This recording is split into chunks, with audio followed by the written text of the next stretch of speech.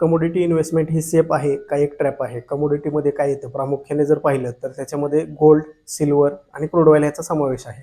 Long टर्मचा जर विचार केला तर गोल्डमध्ये एक इन्व्हेस्टमेंट एक चांगल्या पद्धतीने रिटर्न तिथं बघायला मिळतात. पण गोल्डचा जर CAGR पाहिला तर 10 ते 12% आहे आणि इक्विटीचा जर पाहिला तर अगदी 14 ते 15% आहे. त्याच्यामुळं गोल्डपेक्षा इक्विटी हे बेटर ठरतं. पण ज्या पण वेळेस आपण इन्व्हेस्टमेंट करतोय खास करून कमोडिटीमध्ये तर सगळ्यात महत्त्वाचं सिल्वर आणि थोडंसं क्रूड ऑइलला आपण अवॉइड केलं पाहिजे. त्याच्यामध्ये जर पाहिलं तर प्रचंड व्हॉलेटिलिटी तिथं बघायला मिळते. कमोडिटीमध्ये इन्व्हेस्टमेंट आपण काय करतो तर सगळ्यात महत्त्वाचं पोर्टफोलिओ हेज करणं किंवा रिस्कला डायव्हर्सिफिकेशन करणं. पण जर लाँग टर्मचा जर विचार केला तर इक्विटी हे कधीही बेस्ट ठरतं.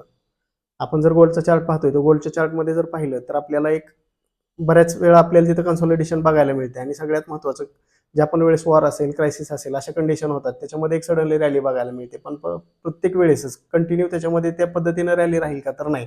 त्याच्यामुळे नेहमी इन्व्हेस्टमेंट करत असताना ज्या पण वेळेस आपण एक्स्ट्रा इन्व्हेस्टमेंट करतोय तर तिथे इक्विटीचा सुद्धा विचार केला पाहिजे. अशाच फायनान्शियल आणि इकॉनॉमिकल अपडेटसाठी आपल्या चॅनलला सबस्क्राईब करा.